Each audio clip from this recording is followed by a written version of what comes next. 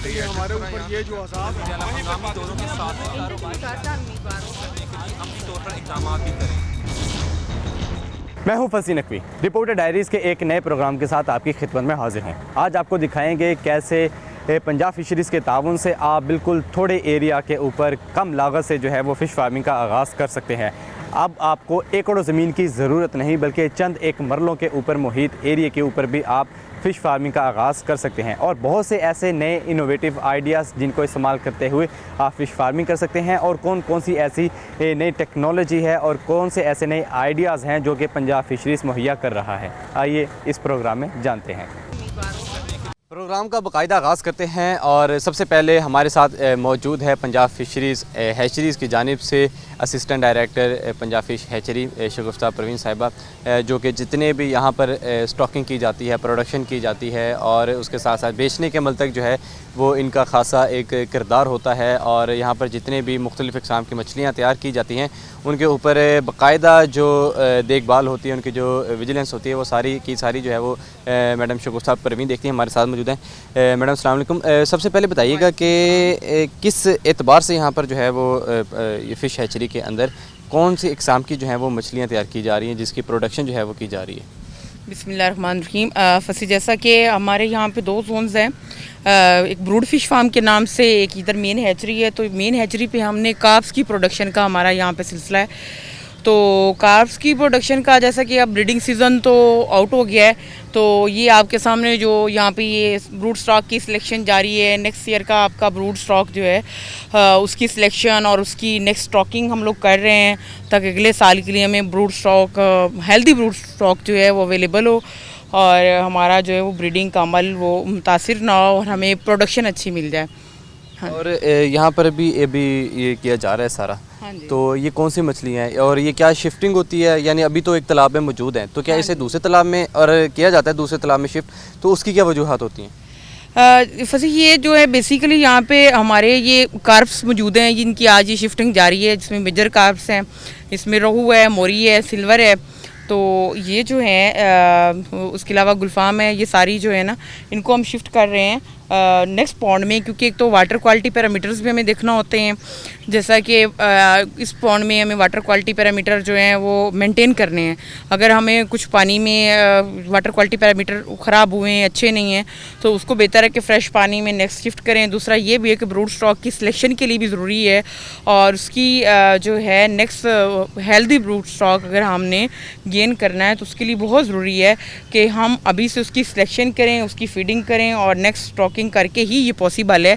इसलिए अब हम उसकी उधर स्टॉकिंग कर रहे हैं नए पॉन्ड में। अच्छा, पैरामीटर्स क्या होते हैं? क्योंकि जो मेरे बाइनी जानिब है ये पानी देखने में ज़रा थोड़ा गंदा लग रहा है, जबकि जो ये मेरे सामने है ये ज़रा ताज़ा लग रहा है, अंदर मछलियाँ भी दिखाई दे रही हैं। तो पैरामीटर्स क्या होते हैं कि आपने किस बुनियाद के ऊपर इन्हें मुख्तलिफ पॉन्ड्स के अंदर शिफ्ट करना होता है? वाटर क्वालिटी पैरामीटर्स भी हम इनकी डीओ चेक कर लेते हैं, पीएच चेक कर लेते हैं, अमोनिया वगैरह, तो ये सारी चीज़ें। इसके अलावा बेसिक हमारा इसमें, जैसे ये पानी के रंग की बात क्या आप कर रहे हैं ना, तो उसमें ग्रीन वाटर हमें रिक्वायर होता है। वो इसलिए कि ज़रा उसमें जिससे नेचुरल फीड है, या अल्जी है, या नेचुरल जो माइक्रो ऑर्गेनिज़म है, जू प्लैंकटन है, फाइटो प्लैंकटन है, उनकी प्रोडक्शन अच्छी होती है। तो उस पानी को हम ग्रीन वाटर कहते हैं, जो कि फ़िश के लिए बहुत अच्छा है, फ़िश की प्रोडक्शन के लिए, क्योंकि उसमें उसको नेचुरल फीड जो है वो मिल जाती है। हाँ। अच्छा, आपने बात की कि इधर रहू, मोरी और उसके साथ साथ सिल्वर, तलापिया के बारे में बताइएगा। चूँकि चंद साल कबल जो है वो पहले ये बाहर से मंगवाई जाती थी, हाँ, लेकिन फिर आवाम के अंदर इसका काफ़ी ज़्यादा रुझान देखने को मिला, डिमांड इसकी बहुत ज़्यादा बढ़ गई थी। तो उस डिमांड को मीट करने के लिए पंजाब फिशरीज़ जो है वो किस हद तक काम कर रहे हैं?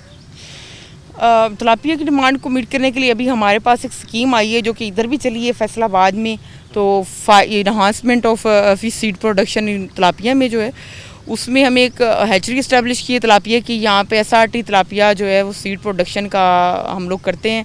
तो उसके हमारे टारगेट्स जो हैं उसको हम हर साल फुलफ़िल करते हैं, बल्कि अबव द टारगेट जो है हम इस साल भी टारगेट हमारा जो है उससे हमने ज़्यादा सीड प्रोड्यूस किया एसआरटी तलापिया का। तो मार्केट में जो है वो, ताकि अच्छे साइज़ की गुड साइज़ तलापिया अवेलेबल हो। अच्छा, अवेलेबल हो। तो एसआरटी, पहले तो ये ज़रा बता दें कि एसआरटी क्या ये कोई सेक्स रिवर्स प्रोसीजर है? चूँकि ये अगर यहाँ पर तैयार की जाती है तो उसका अमल क्या होता है तलापिया का? हाँ, SRT बेसिकली SRT है सेक्स रिवर्स तिलापिया, यानी आल मेल तिलापिया। तो उसके लिए हम इसको फीड देते हैं, हार्मोन पे फीडिंग कराते हैं। एयरली जब फ्राई जो है उसके निकलती है अंडे से लेकर उसको प्रोसेस हम प्रॉपर जो है अंदर हैचरी में होता है। तो बच्चा निकलने के बाद जैसे ही वो अंडे से आउट होता है तो हैचरिंग के बाद उस फ्राई को हम 21 से 28 दिन तक हार्मोन वाली फीड देते हैं ताकि उसकी जो सेक्स है वो रिवर्स हो जाए। आल मेल तिलापिया का मकसद हमारा ये है कि मेल पॉपुलेशन जो है वो ग्रोथ अच्छी देती है और हेल्दी जो है आपको कि साइज़ में जो है वो फीमेल की निस्बत जो है वो मेल साइज़ में भी जो हमारे मार्केट डिमांड होती है उस हिसाब से भी वो दुरुस्त रहती है। और उसके साथ साथ यानी जो फीमेल है उसका ना तो उस तरह साइज़ बढ़ता है और ना ही जो है उसकी उस तरह डिमांड होती है। अच्छा, दूसरा सबसे अहम सवाल कि यहाँ पर अभी ये चूँकि सितंबर जा रहा है और मई जून से इसकी जो है वो बाकायदा तौर पर प्रोडक्शन का जो सीज़न है वो शुरू हो जाता है। तो अभी यानी कि अगर हो चुका यानी मई जून से सीज़न शुरू हो चुका था तो अब ये किस स्टेज पे है कि अभी भी बच्चा जो है वो छोटी फॉर्म में यानी किस ग्राम के ऊपर मौजूद है और क्या अभी भी जो है वो उनको सेल आउट किया जा रहा है या अभी प्रोडक्शन का सीज़न और लंबा जाएगा आगे? प्रोडक्शन का सीज़न तो अबाउट हो चुका है, कार्ब्स का भी तिलापिया का भी। लेकिन अब ये है कि हमारे पास जो सीड था प्रोडक्शन वाला वो मुख्तलिफ बैचेज़ में, क्योंकि सीड हमारे पास होता है मुख्तलिफ प्रोडक्शन के बैचेज़ होते हैं। सीड छोटा भी अवेलेबल है, बड़ा भी अवेलेबल है और उसकी अब सप्लाई जारी है। हाँ, सप्लाई से सच याद आया कि सप्लाई करने का इसका तरीक़ेकार क्या होता है, यानी कि कोई सरकारी रेट होता है जो आपका मुतय्यन होता है या फिर डिपेंड करता है कि आपका जो कस्टमर आया है वो क्या डिमांड कर रहा है, किस साइज़ का कर रहा है, यानी कि साइज़ टू साइज़ भी चीज़ वेरी करती है ना कि यानी ये छोटा साइज़ है, ये दरमियान है, ये सबसे बड़ा है, तो क्या उस हिसाब से इसका होता है? यानी अगर ये बहुत से लोग ये प्रोग्राम देख भी रहे होंगे उनके लिए है कि आप यानी फ़िश हैचरी के अंदर कोई ख़रीदने के लिए आता है तो क्या कैटेगरी क्या होती है उस चीज़ की कि कैसे ख़रीदा जा सकता है? हाँ जी, बिल्कुल फसी। साइज़ के हवाले से हमारा जो सरकारी रेट है वो मुख्तलिफ साइज़ का मुख्तलिफ रेट है।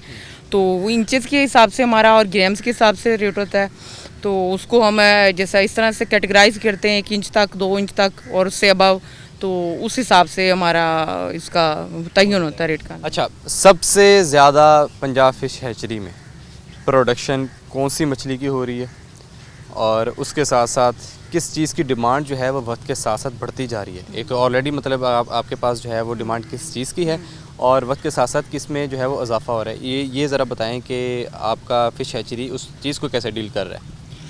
अब हमारी कार्ब्स की डिमांड तो बढ़ती ही जा रही है, जबकि तिलापिया की फार्मिंग भी बहुत ज़्यादा हो चुकी है।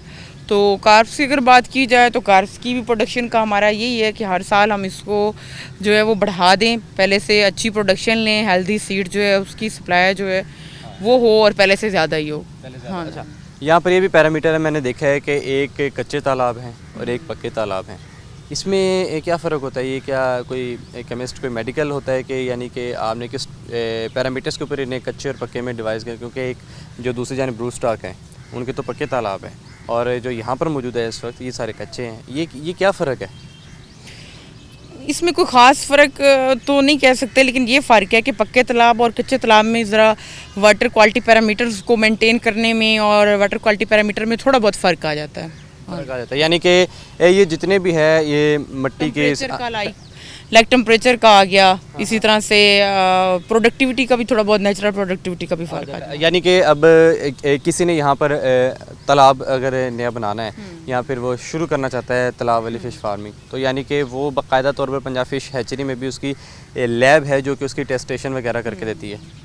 हाँ जी, बिल्कुल, यहाँ पे हमारे पास लैब मौजूद है जिसमें फार्मर के लिए फैसिलिटी अवेलेबल है ताकि वो फार्मिंग स्टार्ट करने से पहले या फार्म अगर उसका है भी तो अपने फार्म के वाटर सैंपल पैरामीटर सारे वो पंजाब फ़िश उसको सॉइल के सैंपल भेज के उसका टेस्ट करवा सकते हैं। टेस्ट करवा सकते हैं जी, बिल्कुल। यहाँ पर जो है वो अब आपको आगे लिए चलते हैं कि कैसे पंजाब फ़िश हैचरी के अंदर जितनी भी मिट्टी है, मिट्टी की सैम्पलिंग है वो की जाती है और किन पैरामीटर्स के ऊपर की जाती है, यानी कि अगर आप फ़िश फार्मिंग शुरू करना चाहते हैं तो उसके लिए कौन सी ज़मीन मौजू है और कौन सी ज़मीन जो है वो मौजू नहीं है। आइए, फार्मिंग के लिए सबसे बुनियादी चीज़ की अगर बात की जाए तो वो है लेबॉरेटरी, क्योंकि यहीं पर जो है तमाम मिट्टी के सैम्पलिंग की जाती है, पानी की सैम्पलिंग ली जाती है और उसके बाद उसे बाकायदा तौर पर टेस्ट किया जाता है। और ये कहना किसी भी एतबार से गलत ना होगा कि किसी भी अगर जगह आपने तालाब बनाने हैं तो उसकी जो मिट्टी है, कौन सी ज़मीन के ऊपर जो है वो बेहतर तरीके से आप तालाब तैयार कर सकते हैं और कितने एरिए पर कर सकते हैं, ये तमाम की तमाम सहूलतें जो हैं ये भी पंजाब फिशरीज़ के अंदर मौजूद है, जहाँ पर बाकायदा तौर पर सीनियर केमिस्ट की जो टीम है वो उसकी जो मिट्टी है, मिट्टी की सैम्पलिंग लेने के बाद उसे बाकायदा तौर पर टेस्ट करती है कि आया इस मिट्टी के अंदर जो है वो तालाब बनाए जा सकते हैं या नहीं, और क्या अमल होता है, कैसे की जाती है, ये जानने के लिए हमारे साथ इस वक्त सीनियर केमिस्ट फ़िरोज़ अलियासा मौजूद है। फ़िरोज़ साहब बताइएगा कि क्या सैम्पलिंग और क्या क्राइटेरिया होता है, क्योंकि हमारे पंजाब की ज़मीन है, वैसे तो बहुत ज़रख़ेज़ है, लेकिन क्या फ़िश फार्मिंग के लिए कोई अलग से क्राइटेरिया होता है? हाँ जी, यहाँ पे बहुत सारे फार्मर हमारे पास ऐसे आते हैं जहाँ पे सीपेज बहुत कम है, कलर वाली ज़मीन कह लें, वो वाली जो है सूटेबल है फ़िश फार्मिंग के लिए। उन्हें कहा जाता है, सैम्पलिंग करवाई जाती है उनसे, कभी खुद भी हम जाके करते हैं, हमारे पास वैन भी मौजूद है। और सबसे पहला काम ये होता है कि सैंपल कलेक्ट करवाए जाते हैं, खुद भी करते हैं, फार्मर भी लेके आते हैं। सैंपल को लैब में लेके आया जाता है और उसके बाद टेस्ट किया जाता है कि उसमें सैंड सिल्ट के लिए हमारे पास कितनी कितनी क्वांटिटी में है। यानी अगर सैंड हमारे पास 40% से अबव होती है तो हम कहते हैं ये सूटेबल नहीं है, सीपेज ज़्यादा हो गई, पानी का खर्चा बहुत ज़्यादा हो जाता है। और अगर सैंड हमारे पास 40 से बिलो है तो वो हमारे पास सूटेबल होती है फ़िश फार्मिंग के लिए। इसी तरह यही क्राइटेरिया हमारे पास वाटर का है कि जो पानी हमने यूज़ करना है पाउंड में, वो वाटर की क्वालिटी ठीक है या नहीं है। उसमें देखे जाते हैं TDS, क्लोराइड, हार्डनेस वगैरह सारे चेक करके प्रॉपर फार्मर को बताया जाता है कि उसकी पानी यानी सॉइल जो है, वाटर है, वो सूटेबल है फ़िश फार्मिंग के लिए या नहीं है। अच्छा, ये बताइएगा कि ये जो लेबॉरेटरी की सारी टेस्टेशन होती है, इसके अंदर कोई फ़ीस वगैरह भी चार्ज की जाती है, सारा फ्री है सर? पिछले माह तक तो टोटल फ्री था, अब ऊपर हेड ऑफिस से आया है कि पर सैंपल 100 रुपीज़ हमने कलेक्ट चार्जेस करने हैं, तो वो हमने इस माह से स्टार्ट किए हैं।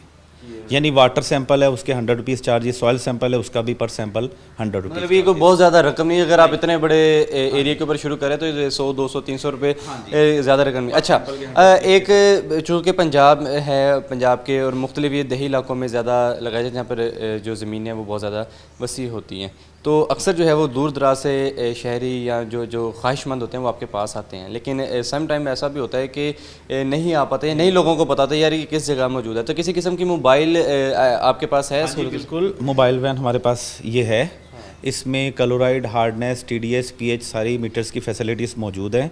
हम विज़िट करते हैं, वहाँ पे जाते हैं, पाउंड का मुआयना करते हैं, उसमें वाटर की जो सारी क्वालिटी पैरामीटर चेक करते हैं, जो प्रॉब्लम है वही एडवाइस वहाँ पे की जाती है उसे, और वहीं पे कई दफ़ा सद्देबाब उनका कर दिया जाता है कि ये प्रॉब्लम है, इसको दूर किया जाए। हाँ। अच्छा, एक तो है कच्चे तालाब, एक है पक्के तालाब, यानी कि आप टेस्टेशन के बाद रिकमेंडेशन आपके ऊपर डिपेंड करती है कि अगर ये कच्चा है, यानी कि इसके अंदर जो क्राइटेरिया आपका मीट नहीं हो रहा, तो अगर आप उसे सिमेंटेड कर दें तो वो आप उसके अंदर भी कर सकते हैं। ये सारा डेफिनेशन भी आप ही सारी बताएंगे? जी, सिमेंटेड हम रिकमेंड नहीं करते, ज़्यादातर कच्चे ही रखते हैं, क्योंकि अगर नीचे से सिमेंटेड कर दिया जाए या पक्के कर दिया जाए तो उसमें सीपेज नहीं हो पाती, जिसकी वजह से अमोनिया, सल्फ़र ये गैसेस एब्जॉर्ब नहीं होती, और जिसकी वजह से जैसे ही अमोनिया और सल्फ़र ऊपर आता है तो पाउंड में जितने भी वाटर की ऑक्सीजन है वो कंज्यूम हो जाती है, और ऑक्सीजन की कमी की वजह से फ़िश की मोर्टेलिटी हो जाती है।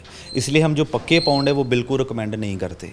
हमने यहाँ पे ब्रूड जोन पे पक्के पाउंड बनाए हुए हैं, उसका और पर्पज़ था, उसमें प्रोडक्शन के वाले से उसके लिए एरिएटर बहुत ज़्यादा क्वांटिटी में हमने रखे हुए, और एरिएटर फ़ौरन यूज़ किए जाते हैं, और नॉर्मल जो फार्मर हैं वो एरिएटर का बंदोबस्त जल्दी नहीं कर पाते, इसलिए हम कच्चे ही रिकमेंड करते हैं, पक्के नहीं कहते। नाजरीन, जैसा कि आपने देखा कि कोई भी अगर ख्वाहिशमंद इसका है फ़िश फार्मिंग का, तो यहाँ पर बाकायदा तौर पर लैब है, ना कि इधर लैब है, बल्कि आप जिस भी जगह पंजाब लेवल पे मौजूद हैं वहाँ पर आप इस मोबाइल जो सहूलत मौजूद इधर दी गई है पंजाब फिशरीज़ की जानिब से, इसको इस्तेमाल करते हुए आप अपनी जगह के ऊपर भी जिस जगह आप लगाना चाहते हैं वहाँ पर बाकायदा तौर पर पंजाब फिशरीज़ की टीम आपके पास आएगी, जितना भी जो मिट्टी के सैंपल हैं, पानी के सैंपल हैं, उन्हें टेस्ट किया जाएगा और आपको बताया जाएगा कि आया कि आपकी जो ज़मीन है वो फ़िश फार्मिंग के लिए मौजू है भी कि नहीं। और इसके साथ साथ यहाँ पर पंजाब फिशरीज़ के अंदर भी बाकायदा तौर पर लैब बनी है सत्याना रोड के ऊपर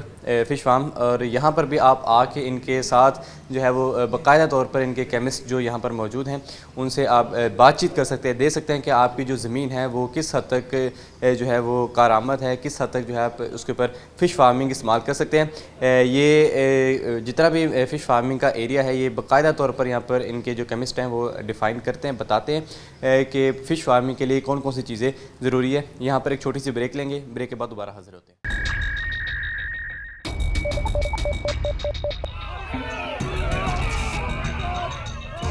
जरूरी है हमारे ऊपर ये जो अजाब है हंगामी दौरों के साथ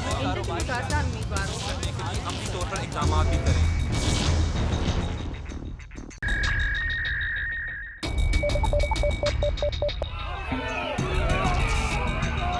फ्लाईओवर तो जरूरी है हमारे ऊपर ये जो अजाब है हंगामी दौरों के साथ अमली तौर पर इकदाम भी करें। के बाद दोबारा हाजिर हैं और इस वक्त जो है वो पंजाब फिशरीज़ हैचरीज़ में जो मुख्तलिफ़ इक़साम की मछलियाँ तैयार की जाती है जिसके अंदर बच्चा मछली होती है और यहीं से पूरे फैसलाबाद को झंग चनियो टोबा और इसके अलावा भी जो भी कोई ख्वाहिशमंद हो जिन्होंने तालाब बनाए हों या फिर जो फ़िश फार्मिंग करते हों वो इस हैचरी से भी रब्ता करते हैं और इनको जो डील कर रहे हैं वो डिप्टी डायरेक्टर शाहिद मकबूल साहब मौजूद हैं, हमारे साथ ही मौजूद हैं। इनसे मज़ीद बात करते हैं। शायद साहब बताइएगा कि सबसे ज़्यादा फार्मर्स की डिमांड कौन सी होती है मछलियों की प्रोडक्शन के हवाले से और इस हैचरी में सत्याना रोड फ़िश हैचरी में कौन कौन सी इक़साम की मछलियाँ हम तैयार कर रहे हैं? हाँ जी, अस्सलाम वालेकुम जी। ऐसा है कि पंजाब में तकरीबन 7 के करीब जो हैं फ़िश जिनकी अफजाइश नस्ल की जाती है और बाकी 2-3 पे अभी काम जारी है। इंशाल्लाह वो भी जल्दी इस चीज़ में शामिल हो जाएंगी हैचरीज़ में। तो अभी फ़िलहाल हम रहू, मोरी और थैला जो इंडियन कार्प्स हैं उसकी ब्रीडिंग कराते हैं और चाइना से इंपोर्ट की गई है सिल्वर कार्प, ग्रास कार्प और कॉमन कार्प, उसकी यहाँ पे ब्रीडिंग कराई जाती है और हर साल इसकी डिमांड में इजाफा हो रहा है क्योंकि लोग फार्मिंग में जा रहे हैं और बहुत ज़्यादा। इसके साथ साथ अब नई टेक्नोलॉजी के ज़रिए बायोफ्लॉक के ज़रिए फार्मिंग शुरू हो रही है, उसमें लोगों की डिमांड आ रही थी तिलापिया फ़िश के लिए। तो पहले आज से 5 साल पहले हम तिलापिया फ़िश का जो सीड था वो थाईलैंड, यानी मैं आसान अल्फाज में समझा दूँ जो कि हर हमारा चैनल हर कोई देखता है, चिड़ा मछली जिसे हम कहते हैं कि तिलापिया। 5 साल पहले हम इसको थाईलैंड से मंगवाते थे बच्चा मछली और लोगों को सप्लाई करते थे। लेकिन आज से 4 साल पहले एक प्रोजेक्ट बनाया गया पंजाब में 5 हैचरीज़ पे इसकी प्रोडक्शन शुरू करने के लिए, उसमें से एक फैसलाबाद हैचरी भी है और अल्हम्दुलिल्लाह इस साल भी हमारा टारगेट था कि हमने हर जो 5 हैचरीज़ हैं उनमें से 2 लाख हर साल तिलापिया का चिड़े का बच्चा मछली हम फार्मर्स को सप्लाई करेंगे। तो इस साल हम तकरीबन 3.5 लाख के करीब बच्चा जो अब तक हम फार्मर्स को सेल कर चुके हैं। तो उसकी डिमांड में रोज़ बरोज़ इजाफा हो रहा है। यही तिलापिया का जो बच्चा है या जो केजेस लग रहे हैं पंजाब में 5000 केज लगना है, उन केजेस में भी तिलापिया ही इस्तेमाल होनी है। तो इसलिए तिलापिया की प्रोडक्शन भी बहुत ज़्यादा होगी। वैसे नॉर्मली हम हैचरी पे तकरीबन 60 लाख के करीब बच्चा प्रोड्यूस करते हैं क्योंकि उसमें से कुछ 50% जो हैं वो प्राइवेट फार्मर्स ले जाते हैं और 50% हम जो दरियाओं में, क्योंकि हर साल उसकी ऑक्शन होती है मछली पकड़ने के लिए, तो जाहिर है कि उसमें भी ब्रीडिंग में वहाँ पे मछली की कमी आती है तो डिपार्टमेंट वहाँ पे भी बच्चा मछली स्टॉक करता है। अच्छा, इसके साथ ये बताइएगा कि ये तो पाकिस्तान की हद तक की बात होगी कि यहाँ पर प्रोडक्शन होती है, उससे फिर आम लोकल मार्केट में जो है वो सेल आउट कर दिया जाता है। तो कोई प्रोजेक्ट है पंजाब फिशरीज़ का कि बैरून मुल्क जो है वो इस तरह मछली को बेचा जाए और ज़र मुबादला कमाया जाए? अभी तक कोई इस तरह के प्रोजेक्ट शामिल हैं? जी, इस सिलसिले में बैरून मुल्क ज़र मुबादला कमाने के सिलसिले में ही जो है ना जी, डिपार्टमेंट ने अब ये पिछले सालों में प्रोजेक्ट किए हैं। एक तो ये केज कल्चर वाला जो है, इसमें भी जाहिर है कि जब आपके पास प्रोडक्शन ज़्यादा होगी तो उसको फिर आपने संभालना है, तो उसके लिए फिर डिपार्टमेंट हमारा कर रहा है प्रोसेसिंग यूनिट्स के ऊपर काम ना, कि यहाँ पे अब प्रोसेसिंग यूनिट्स लगा लिए जाएं जिसमें उस फिश को प्रोसेस करके तो एक्सपोर्ट किया जा सके। प्रोसेसिंग यूनिट अगर आसान अल्फाज में समझा जाए तो किस तरह उसे क्या कहेंगे? वो इसको मछली को साफ़ करवा के जैसे टिन पैक्स में पैक कर लिया जाता है, उसको जिस तरह वो आप मार्केट में जाएं तो आपको एक चिकन के पीसेस तैयार मिलते हैं, यानी कि आप सिर्फ घर जाकर उसे फ्राई करें जिस तरह मर्जी, यानी कि इस तरह प्रोसेसिंग यूनिट मतलब ये है कि आपको साफ़ सुथरी कटी हुई मछली पीसेस की शक्ल में मिल जाएगी, बिल्कुल तैयार मछली। और इसी तरह एक और प्रोजेक्ट है आजकल हमारा चल रहा है श्रिम्प, जो पिछले दिनों हमारे वज़ीर आला साहब ने भी कहा था, श्रिम्प कल्चर के ऊपर, वो भी पंजाब फिशरीज़ उसके ऊपर भी काम कर रही है। इसके ऊपर पायलट प्रोजेक्ट्स तो पिछले सालों में चल चुके हैं। हमने अपने जहाँ पे सैलिनिटी ज़्यादा थी वहाँ पे श्रिम्प कल्चर किया भी और उसको मार्केट में भी किया, लेकिन हमारे मसला वही था कि श्रिम्प कल्चर की इतनी ज़्यादा पाकिस्तान में इतनी ज़्यादा नहीं थी डिमांड। इसके लिए हमें प्रोसेसिंग होगी तो यहाँ पे जो पंजाब में करते थे उनको कराची भेजना पड़ता था, वहाँ से वो प्रोसेस करके वो टिन्स में रख लेते थे तो फिर वो सेल आउट करते रहते। लेकिन अब डिपार्टमेंट कोशिश कर रहा है कि यहाँ पे पंजाब में आपके प्रोसेसिंग यूनिट्स लग जाएं और श्रिम्प कल्चर भी किया जाए। जहाँ पे आपके सिलाइन इलाके हैं, जैसे आप खुशाब वाला चले जाएँ, खेवड़ा वाली साइड पे चले जाएँ, जहाँ पे 60 रेंज पानी में ज़्यादा है, वहाँ पे ये श्रिम्प अच्छा कल्चर करते हैं। ये पाकिस्तान लेवल पे अगर इसकी डिमांड है तो ये प्योरली जो है ये बैरून मुल्क इसे बेचा जाएगा और उसे जो है वो ज़र मुबादला कमाया जाएगा, यही इसका आसान अल्फाज। इसको ये ज़्यादा है ना कि हमारे लोग पाकिस्तानी वो इसको इतना ज़्यादा पसंद नहीं करते। हम लोग वैसे मछली में भी आप देखते हैं कि मार्केट में 2 किलो से छोटी मछली तो हम लेना पसंद नहीं करते, तो श्रिम्प तो वो छोटा सा 50-100 ग्राम का होता है सारा, तो इतनी ज़्यादा हमारे लोगों में इतना है नहीं अभी ना। लेकिन जो आपके होटल्स हैं उनमें उसका सूप भी चलता है, वो वैसे भी मिलता है, लेकिन वो एक जब चेंज होएगा तो पाकिस्तानी भी खाएंगे ही, लाजमी बात है। लेकिन जाहिर है कि जब आप प्रोडक्शन कराएंगे तो वो आप बैरून मुल्क भेज के तो ज़र मुबादला। अच्छा, मुझे ये बताइएगा कि गुज़श्ता जो 1-1.5 साल का अरसा गुजरा जिसके अंदर इन्फ्लेशन रेट बहुत ज़्यादा बढ़ गया है, पेट्रोल और उसके साथ साथ ट्रांसपोर्ट की बात की जाए जहाँ पर हर तबका जो है वो परेशान है, तो वहाँ पर पंजाब फिशरीज़ ने गुज़श्ता साल और इस साल किस हद तक जो है वो ग्रो किया है, क्योंकि कई एक फार्म्स फैसलाबाद की हद तक ऐसे भी हैं जो या तो मुकम्मल तौर पर बंद हो चुके हैं या फिर उन्होंने अपना जो दायरा कार है, यानी कि अगर वो पहले 10 एकड़ पे मछली की प्रोडक्शन करते थे उन्होंने 5 कर लिए, किसी ने 6 कर लिए, तो उसके अंदर आपका किसी हद तक इफ़ेक्ट हुआ है या आपके टारगेट्स जो हैं वो अभी भी मीट हुए हैं? इस साल के तो जून के जो टारगेट्स है वो तो अल्हम्दुलिल्लाह हुए हैं अचीव्ड, और अभी भी हमारा जो पर मंथ के हिसाब से जो हम पिछले साल को कंपेयर करते जाएंगे तो वो तो तकरीबन हम कह लें कि कोई 90% के करीब तो अचीव कर रहे हैं। लेकिन सूरत हाल वर्ष तो आई है, लेकिन उसमें एडिशनल शुरू हो गया ना काम। पहले हम अर्दन पॉन्ड्स में फ़िश फार्मिंग पे लोग हमारे जोर कर रहे थे। अर्दन पॉन्ड्स के लिए आपको बिजली भी चाहिए, उसके लिए ट्यूबवेल चलाना है आपने, या आपने पेट्रोल डीजल पे चलाना है, पंप चलाना है। तो अब एक नई टेक्नोलॉजी बायोफ्लॉक सिस्टम है, उसके ऊपर उसमें आपका जो है इनटेक जो है वो थोड़ा सा कम है, कॉस्ट कम कर दी उसने, कम कर दी। 1 एकड़ की जो फ़िश है वो 30,000 लीटर के जो पॉन्ड है वो बायोफ्लॉक का उसमें तैयार कर लेते हैं। तो थोड़ी सी कन्वर्जन अब उस तरफ लोगों की हो रही है कि वो चाह रहे हैं कि अब बड़े फार्म की बजाय हम छोटे पे आ जाएं और वही वाला काम कम जगह में कर लेना। तो इसलिए हमारा सीड जो है अब वो उस साइड पे भी जाने लग गया।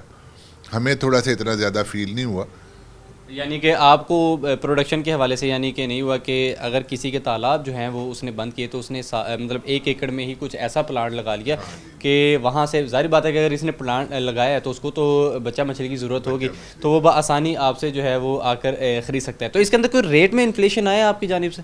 नहीं, बच्चा मछली का तो हमारा वो जो फिशरीज डिपार्टमेंट है जी वो अर्निंग यूनिट तो है नहीं, ये तो है लोगों को सब्सिडाइज रेट्स पे सीड सप्लाई करने के कि फ़िश फार्मिंग को प्रमोट किया जाए। तो उस पॉइंट से तो हमारे तो वैसे ही सब्सक्राइब्स रेट होते हैं जो फार्मर्स को कामयाब करने के लिए फ़िश सीड सप्लाई किया जाता है उस रेट्स पे। तो इसमें हमारा अर्निंग पॉइंट्स का तो हम नहीं इसको कह सकते कि उसमें हमें को फ़र्क आएगा। अच्छा, ये एक आखिरी सवाल कि जहाँ पर आपने बात की है कि यहाँ पर जितने भी वो मछलियाँ तैयार होती हैं, इसमें अगर बात की जाए कि आइंदा आने वाले दिनों में कोई एक तो श्रिम्प कल्चर हो गया ना, मछलियों में अगर बात की जाए तो कोई ऐसी आपके पंजाब फिशरीज़ में पाई जा रही है कि ये जो है वैल्यू एडिशन किया जाए या फिर डिमांड आई हो किसी मछली की, यार आपके मतलब आपके पास ज़रूर फार्मर आते होंगे कि आपने ये मछली क्यों नहीं रखी या ये क्यों नहीं रखी, कोई इस तरह की डिमांड एंड सप्लाई में कोई आई है मछली जिसके अंदर आप काम कर रहे हैं? हाँ जी, उसमें आजकल एक पंगेसियस फ़िश है, उसकी काफ़ी डिमांड होने लग गई है। तो पंगेसियस का कोई आसान नाम है या उसे पंगेसियस के नाम से जाए? में उसको फंगस इस तरह पंगस कहता है, कोई इस तरह के नाम लेते हैं। फंगस के नाम से जो भी अगर आएगी तो आपको आइडिया हो जाएगा कि पंगेसियस किसे कहते हैं। फिश, हाँ जी। तो उसके ऊपर डिपार्टमेंट काम कर रहा है और हमारे 2-3 प्रोजेक्ट्स पे उसकी बाकायदा ब्रीडिंग भी करा ली गई है। उसका ब्रूड स्टॉक अल्हम्दुलिल्लाह हमने यहाँ पे भी तैयार कर लिया है। ये इसी साल किया है या पिछले कई सालों से हो रहा है? 3 साल का ब्रूड उसकी एज चाहिए होती है उसको ब्रीड कराने के लिए। तो आज से 3 साल पहले हमने यहाँ पे बच्चा ला के रखा था। तो वो अल्हम्दुलिल्लाह अब वो तकरीबन 2.5-3 किलो का पीस हो गया। हमने पिछले दिनों चेक किया, एज भी उसकी पूरी हो गई है। तो नेक्स्ट ईयर इंशाल्लाह पंगेसियस का बच्चा भी फैसलाबाद हैचरी से, यानी कि अभी जो है आप उसे बच्चा नहीं बेच रहे बल्कि मछली में बाकायदा तौर पर बेच रहे हैं, लेकिन अगले साल से उसकी जो प्रोडक्शन चाहता होगा, यानी जो अपने फार्म पे ले जाना चाहता होगा, उसके लिए वो सहूलत भी मुयस्सर होगी कि वो यहाँ से बच्चा लेकर जाए पंगेसियस का। नहीं, मछली नहीं सेल कर रहे हम, मछली हमने खुद ब्रूड स्टॉक की है। तो अगले साल इंशाल्लाह हम उसको ब्रीड करा के लोगों को सप्लाई करेंगे बच्चा उसका जो है वो सप्लाई करेंगे। नाज़रीन, आपने देखा कि कैसे पंजाब फिशरीज़ सत्याना के अंदर हैचरीज़ के अंदर जो है वो प्रोडक्शन का अमल किया जाता है और मुख्तलिफ़ इक़साम की मछलियाँ जो हैं वो यहाँ पर तैयार की जाती हैं। यहाँ पर एक छोटी सी ब्रेक लेंगे, ब्रेक के बाद आपको मुलाकात करवाएंगे, मिलाएंगे राना मोहम्मद खालिद साहब से, जो कि पूरे फैसलाबाद डिवीज़न को डील करते हैं और किस हद तक जो है वो नए प्रोजेक्ट्स के अंदर काम भी हो रहा है। एक यहाँ पर छोटी सी ब्रेक लेते हैं, ब्रेक के बाद दोबारा हाजिर होते हैं।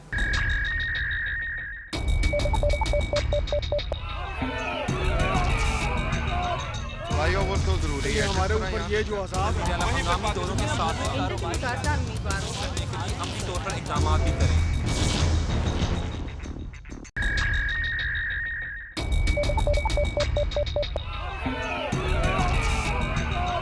फ्लाईओवर तो जरूरी है हमारे ऊपर, ये जो अज़ाब है हम दोनों के साथ अपनी तौर पर इक़दाम भी करें। ब्रेक के बाद दोबारा आपकी खिदमत में हाजिर हैं और हमारे साथ जो है वो फैसलाबाद डिवीज़न के डिप्टी डायरेक्टर राना मोहम्मद खालिद साहब मौजूद है, जो कि झंग, चिन्योट, टोबा और फैसलाबाद की हद तक जो जितने भी तालाब हैं, नहरें हैं, दरिया हैं, उनको डील करते हैं और किस हद तक जो है ये पंजाब फिशरीज़ का जो कारोबार है इस साल और गुज़श्ता साल किस हद तक इसके अंदर वेरिएशन आई है। और चूँकि महंगाई की हालिया लहर की वजह से जहाँ पर हर तबका ही मुतासर है, वहाँ पर पंजाब फिशरीज़ की अगर बात की जाए या जो ये मछली का कारोबार है इसकी बात की जाए, ये किस हद तक मुतासर हुआ है, आइए से मज़ीद जानते हैं। खालिद साहब बताइएगा कि एक पिछला साल था और ये अब साल, इसके अंदर किस हद तक जो है वो आप देख रहे हैं कि ये कारोबार किस हद तक जो है वो मुतासर हुआ है, ये ज़रा बताइए। जी, ये फैसलाबाद डिवीज़न की हद तक जब बात की जाए तो 6,900 एकड़ पे फार्मिंग जो है 4 ज़िलों में हमारे है, तो जो फिशरीज़ रिकॉर्ड में है, तो 6,900 एकड़ की फार्मिंग जो है वो साल हर साल से बढ़ते बढ़ते यहाँ तक पहुँची है। अब एनर्जी के क्राइसिस में आके तो फार्मर्स को जो उसका मार्जिन है, उनके मुनाफा का, वो कम हो गया है, तो उसकी वजह से उनको ये मुश्किलात पेश आ रही हैं, जिसमें डिपार्टमेंट जो है वो मुख्तलिफ़ तरीक़ों से जिद्दत जो टेक्नोलॉजी में आ रही है उसको मुतारफ़ करवा रहा है, ताकि उनका जो मुनाफा का मार्जिन है वो, जैसे कि हम ये कर सकते हैं कि जो खुराक की जो उनकी मछली की है उसमें काफ़ी ज़्यादा उसका बढ़ गया है रेट, तो उसकी वजह से मुनाफा का मार्जिन इतना कम हुआ कि बहुत से फार्मर जो हैं वो बंद करने पे सोच रहे हैं, तो उसको सोलर पे शिफ्ट करवाया जा रहा है और उनको ये गाइडेंस दी जा रही है कि जो नर्सरी पॉन्ड्स हैं उन बड़े नर्सरी पॉन्ड्स की बजाय बायोफ्लॉक के साथ लगवा लिए जाए नर्सिंग पॉन्ड, जिसमें विंटरिंग करके तो बच्चे में ज़्यादा इजी उसको पाला जा सकता है और फिर उसमें जो है मुनाफा का मार्जिन उनका बढ़ जाएगा। एक तो उनकी अपनी ज़रूरत पूरी हो जाएगी, दूसरा वो आगे दूसरे फार्मर्स को बच्चा जो है फ़रोख्त कर सकते, बजाय इसके कि वो बड़ी नर्सरियों में बच्चा पाले। अच्छा, तो ये भी एक है कि जैसे आपने फ़ीड की बात की है तो वो आपने कहा कि वो महंगी बहुत ज़्यादा होगी, कॉस्ट उसकी बढ़ गई, तो पंजाब फिशरीज़ भी तो जो है वो इस हवाले से जो है वो फ़ीड वगैरह तैयार करवाता है, तो इसमें आप किस तरह उसे फैसिलिटेट कर पा रहे हैं कि आप कोई अपनी इधर की खुराक तैयार करके उन्हें कोई मुहैया कर पा रहे हैं? नहीं, इसमें सिर्फ यह है कि जो कमर्शलाइज जो फैक्ट्रीज़ हुई हैं जो बना रहे हैं इसके इंग्रेडिएंट्स वो डालते हैं उसमें, तो वो अपना मुनाफा का मार्जिन ज़रा ज़्यादा रखते हैं, तो फिशरीज डिपार्टमेंट उनको फैसिलिटेट करने के लिए फार्मर्स को ख़ुद फार्मूला देता है जिसमें ऐसे इंग्रेडिएंट शामिल किए जाते हैं जिसमें कम से कम उनकी जो है वो लागत आए और उसमें पर केजी फीड जो है उसकी लागत कम हो जाती है, जिससे हम मखसूस उनको इंग्रेडिएंट देते हैं कि आप इसमें डिपार्टमेंट से मशवरा कर लें और वो फीड जो है तैयार करके वो डालें। अच्छा, अब जो है मौजूदा हालात के अगर ऊपर देखा जाए तो जैसा कि आपने कहा कि मुतासर तो हुई है और कई एक जो है वो फ़िश फार्मिंग के फार्म जो हैं वो मुनाफा ना होने की वजह से बंद भी हो रहे हैं।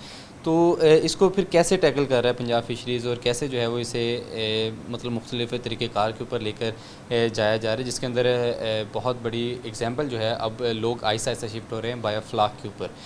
उसके बारे में बताइएगा कि वो किस हद तक जो है वो मौसर है इन हालात के अंदर, जहाँ पर एक तो आपके पास जगह की कैपेसिटी भी अगर आपके पास थोड़ी हो तो तब भी उसके अंदर चलाया जा सकता है सिस्टम, और उसके अंदर एक सबसे बड़ा जो फैक्टर है वो लेबर का भी होता है कि लेबर भी उसके अंदर कम इस्तेमाल होती है। तो कैसे इन फार्मर्स को जो कि रवायती तरीक़ों से फार्मिंग कर रहे हैं उनको आप उस दूसरे सिस्टम की तरफ लेकर आ रहे हैं?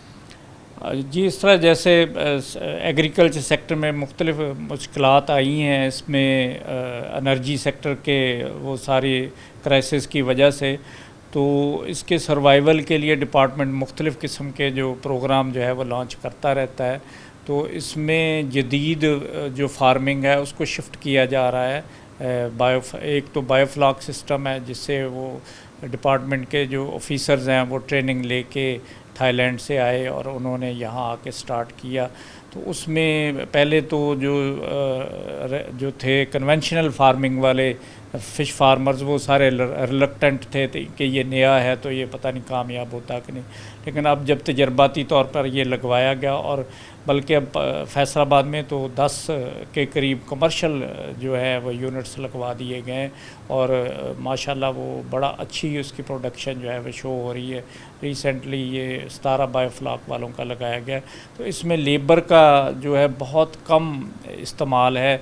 एक तो लेबर के चार्जेस कम हो जाते हैं, सेकेंडली पानी का जो है वो जो कन्वेंशनल फार्मिंग है उसमें ट्यूबवेल यूज़ होता है, इसमें एक छोटा लाल पंप या 2 इंच का पंप जो लगा हो जो मिनिमम एनर्जी पे चलता है, तो उससे फिर ये उसका वो वाटर एक्सचेंज है वो बहुत मिनिमम है, यानी 2 माह में एक दफ़ा पानी चेंज करना पड़ता है बायोफ्लाक में, ना कि रोज़ाना करना पड़ता है। ये बड़ी एक अहम बात है कि अब आपको बड़े बड़े तालाब की ज़रूरत नहीं है और ना ही बहुत ज़्यादा ट्यूबवेल जो है वो ज़्यादा देर चलाया जाएगा, बल्कि जो मुख्तलिफ़ तरीके जैसे आप बात कर रहे हैं कि एक आम जो है घरों में जो पंप इस्तेमाल होते हैं उसके ज़रिए भी आप इसको जो है वो टैकल कर सकते हैं। और इसके साथ साथ यहाँ पर जो है वो बहुत बड़े रकबे की ज़्यादा ज़रूरत नहीं। अच्छा, मुझे ये बताइएगा कि अगर कोई शुरू करना चाहता है, जो कि आप उन्हें बुनियादी सहूलतें भी यहाँ पर मुहैया करते हैं कि उनका एस्टिमेट लगा के देते हैं किस हद तक तैयार करना चाहिए, कितना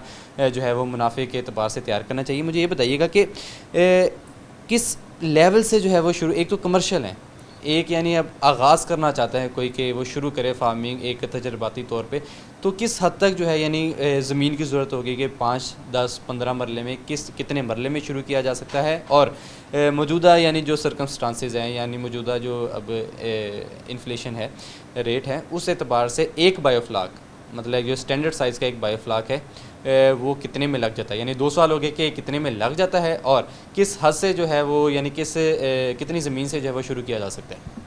जी, ये बड़ा अच्छा मनसूबा है बेरोज़गार नौजवानों के लिए जो कोई भी कारोबार नहीं कर पा रहे, तो ये एग्रीकल्चर का एक छोटा सा और मुनाफा बख्श शोबा है। इसमें आप एक बायोफ्लाक लगाने के लिए फिजिबिलिटी डिपार्टमेंट से भी बनवा सकते हैं। तो अगर आपके पास 5 मरला ज़मीन हो तो उसमें आप 2 से 3 जो हैं ये 30,000 लीटर वाले लगा लें। तो उसमें ये एक तैयार किट मिलती है जो अभी इंपोर्ट हो रही हैं, इंशाल्लाह पाकिस्तान में भी बनने लग जाएंगी। तो वो एक मुकम्मल किट आपको इंस्टॉल करके देते हैं कंपनी वाले। तो फैसलाबाद में ये 2-3 कंपनियां जो हैं वो इसको सप्लाई कर रही हैं, तो वो फ़िट करके आपको देंगे और बाकायदा फंक्शनल करके देंगे, और डिपार्टमेंट की गाइडेंस तब तक जारी रहेगी जब तक आप उसमें से फ्लॉक निकाल नहीं लेते। गाइडेंस के अंदर क्या क्या चीज़ें आती हैं, यानी कि तामीर करने में उन्हें मदद देते हैं या आपकी लेबर होती है या फिर सिर्फ उन्हें एस्टिमेट दिया जाता है कि इस लेवल पर आप तैयार कर लें, उस मतलब गाइडेंस के अंदर कौन कौन सी चीज़ें शामिल होती है पंजाब फिशरीज़ की जानिब से? जी, फ़िशरीज़ का तो एडवाइज़री सर्विसेज की हद तक रोल है इसमें, चूँकि इन्वेस्टमेंट जो है वो उसकी फार्मर की है और फिटिंग जो है वो कंपनी करके देगी, लेकिन जो टेक्निकल उसमें जो चीज़ें समझने वाली या समझाने वाली हैं वो फार्मर को दी जाती हैं और मौका पर जाकर उसको उसकी बीमारी मछली की और उसमें जो वाटर क्वालिटी है और फीडिंग रेट है किस तरह उसको मैनेज करना है, तो जब तक वो उसकी बढ़ोतरी को चेक करना, उसमें कुछ मसाइल उसको आएँ तो उनको हल करके देना, ये free of cost government of Punjab जो है फिशरीज़ डिपार्टमेंट की तरफ से उनको कर रही है प्रोवाइड। अच्छा, ये तो बात होगी कि आपकी जानिब से जो तावन किया जाता है। अच्छा, इसके अंदर जो सबसे अहम सवाल है कि चूँकि वो एक आप समझ लें कि एक आर्टिफिशली उन्हें ऑक्सीजन भी मुहैया की जाती है, डू यू थिंक दैट कि उसके जो एक परमानेंट सोर्स है उसकी इलेक्ट्रिसिटी का, वो एक काफ़ी कॉस्टली नहीं हो जाएगा? या उसका क्या सिस्टम, क्योंकि एक बड़े पैमाने पे चूँकि लोड शेडिंग भी है, सोलर भी है या कोई जनरेटर है, तो उसको उसके लिए कोई सब्सिडाइज रेट के ऊपर आप कोई चीज़ इस तरह का मुहैया करें कि ये भी जो है वो उसे ही करना पड़ेगा? कि ज़ाहिर बात है कि ऑक्सीजन जो है वो दिन रात शाम हर वक्त ही चलनी है। जी, बुनियादी तौर पर तो जो छोटे कमर्शियल फार्मिंग नहीं है जिसमें कोई आम जो आदमी लगवाता है एक या दो, उसमें तो डायाफ्राम पंप होते हैं जो बहुत मिनिमम एनर्जी यूज़ करते हैं।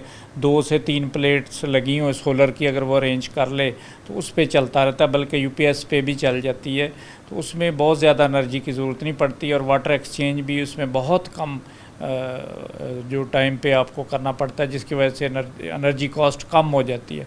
बाहर सूरत इसमें डिपार्टमेंट जो है इंशाल्लाह प्रोग्राम बना रहा है कि उसमें इस तरह का कुछ सब्सिडाइज प्रोग्राम जारी किया जाए जिसमें पूरी किट्स मुहैया की जाएँ और सारा वो चीज़ें जो हैं वो गवर्नमेंट की तरफ से सब्सिडी पे जारी की जा सके। नाज़रीन, यहाँ पर एक आपको और भी चीज़ बताते हैं कि ये तो बायोफ्लाक का जितना भी सिस्टम है ये आपने सुना समझा।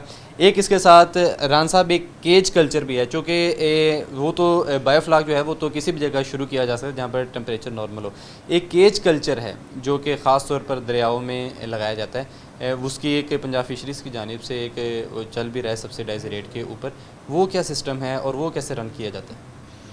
ये फिशरीज डिपार्टमेंट चूँकि कोशिश कर रहा है कि एनर्जी के क्राइसिस की वजह से अगर मछली की प्रोडक्शन में कमी आए तो उससे फिर नए से नए तरीके जो हैं वो जो इंटरनेशनली राइज हैं उनको लाया जाए। तो इसमें फिर एक सब्सिडाइज प्रोग्राम अभी चल रहा है जो 2025 तक गवर्नमेंट का होगा और इसमें 5000 केजेस जो हैं वो सब्सिडाइज रेट पे दिए जाएंगे, जिसमें सिर्फ 20% फार्मर देगा और 80% गवर्नमेंट प्रोवाइड करेगी। तो उसमें अब तक जैसे जैसे फंड्स अवेलेबल होते हैं उस तादाद में सब्सिडी पे वो एडवर्टाइज़ किए जाते हैं और उसको कुरानंदाजी के ज़रिए उन एप्लीकेशंस पे फ़ैसला करके उनको जारी कर दिया जाता है। जी बिल्कुल, आपने यहाँ पर तफसीलन गुफ्तगू सुनी राना मोहम्मद खालिद की कि कैसे पंजाब फिशरीज़ इसको प्रोग्राम को सपोर्ट भी कर रहा है। और सबसे खूबसूरत बात जो है वो ये है कि अब फ़िश फार्मिंग के लिए आपको बहुत ज़्यादा रकबे की ज़रूरत नहीं है, एकड़ों की ज़रूरत नहीं है, बल्कि कुछ एक आपके पास जितने भी इजाफी ज़मीन हो उसके ऊपर भी फ़िश फार्मिंग जो है वो शुरू की जा सकती है। इसके ऊपर वन टाइम इन्वेस्टमेंट है। वन टाइम इन्वेस्टमेंट के बाद जो है आप बाकायदा तौर पर साल की बुनियाद के ऊपर इससे मुनाफा हासिल कर सकते हैं।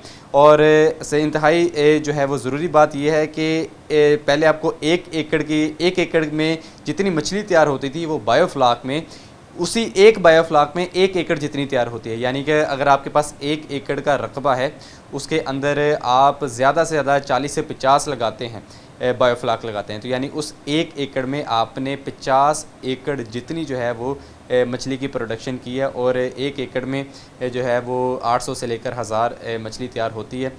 तो ये था आज का प्रोग्राम, ये थी आज की रिपोर्टर डायरी। आपने तफसीलात सारी जानी कि कैसे प्रोडक्शन के अमल से लेकर पंजाब फिशरीज़ कैसे बच्चा पैदा करता है, बच्चा मछली की प्रोडक्शन करता है, उसे सेल आउट करता है, और इसके साथ साथ चंद एक ऐसे और भी मनसूबाजात हैं जो कि पंजाब फिशरीज़ के ताउन से आम शहरी जो हैं कमर्शियल तौर पर लगा भी रहे हैं और उसे मुनाफा भी हासिल कर रहे हैं। आज के शो में इतना ही, मुझे इजाज़त दीजिए, खुदा हाफिज़।